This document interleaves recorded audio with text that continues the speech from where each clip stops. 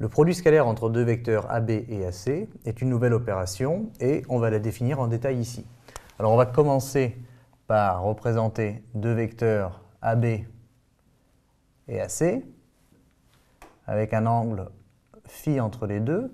Alors phi est donc l'angle orienté des deux vecteurs AB et AC. Voilà. Et la définition du produit scalaire, eh bien, c'est que AB scalaire AC, alors on met un point entre les deux et on lit AB scalaire AC, c'est égal à 1/2 de la norme de AB plus AC au carré moins la norme de AB au carré moins la norme de AC au carré. Donc ça, c'est une première définition du produit scalaire qu'il faut connaître. Il y en a une deuxième qui est un petit peu plus simple. C'est norme de AB fois norme de AC fois cosinus de phi. Voilà. Mais dans les deux cas, vous voyez bien qu'ici on a un réel et ici on a un réel, ou un scalaire. C'est pour ça qu'on appelle ça un produit scalaire. Mais ça veut dire que c'est une opération qui, à partir de deux vecteurs, va nous donner un réel. Alors qu'on appelle, l'opération s'appelle produit scalaire. Et le résultat, que ce soit ici ou ici, vu que c'est le même, eh bien c'est un réel ou bien un scalaire. Ça veut dire la même chose. Et c'est donc positif ou négatif, voire même ça peut être nul. D'accord ? Donc voilà pour les deux expressions à connaître.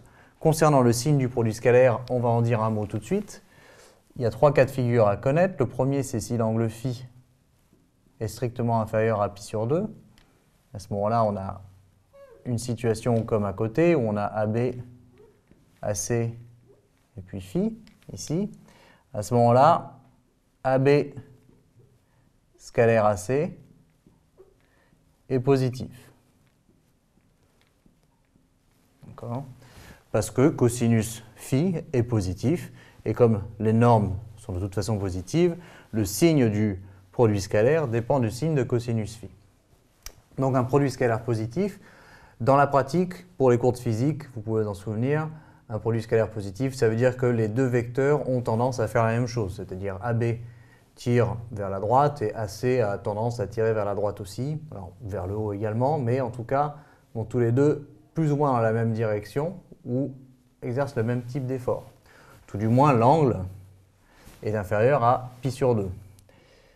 Cas particulier, si phi égale pi sur 2, eh bien à ce moment-là, on a AB qui est perpendiculaire à AC, donc les deux vecteurs sont orthogonaux, et le produit scalaire, AB scalaire AC, eh bien, est nul.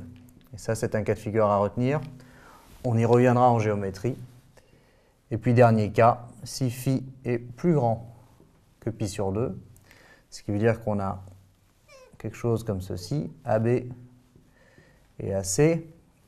À ce moment-là, le cosinus est négatif et donc le produit scalaire AB scalaire AC est négatif aussi. Ce que ça signifie, pour comparer à cette situation-là, dans la pratique, pour vos cours de physique, en particulier en mécanique, c'est-à-dire que AB eh bien, a tendance à tirer vers la droite, mais AC du coup a tendance à tirer vers la gauche, et les deux vecteurs n'ont pas vraiment tendance à faire la même chose. Leurs actions s'opposent en quelque sorte. Et ça se traduit par un produit scalaire négatif. Donc retenez bien deux expressions à connaître par cœur. Le résultat est un scalaire et en fonction du signe du résultat, on sait dans quel cas de figure on se trouve.